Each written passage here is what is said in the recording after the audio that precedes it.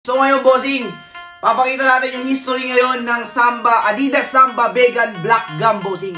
Yan, bossing, papakita natin ito, boss. Ang Adidas Samba ay unang inilabas noong 1950s. Ginawa para sa mga football players na kailangang maglaro sa madulas at nagyayelong field. Isa ito sa mga pinakalumang modelo ng Adidas na nananatiling popular hanggang ngayon. Ang original na disenyo ng Samba ay may leather upper at gum outsole na nagbibigay ng tamang drip sa slippery forces. Dahil sa tibay nito, naging paborito hindi lamang sa football kundi pati na rin casual wear sa buong mundo. Ngayon, ipinakita natin ang Adidas Samba Vegan Black Gum, isang modernong twist sa classic na disenyo.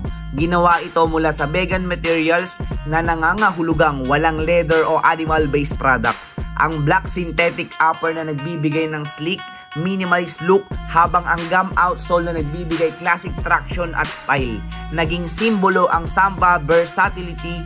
Pwede rin sa sports, pwede rin sa street fashion. Ang design na ito ay pinapanatili ang classic na anyo ng Samba, pero may eco-friendly na approach. Ang Adidas Samba ay hindi lamang isang football shoes. Ito ay naging kulturang icon. Mula sa pitch hanggang sa kalye, ang Samba ay kinilala bilang isang versatile sneakers.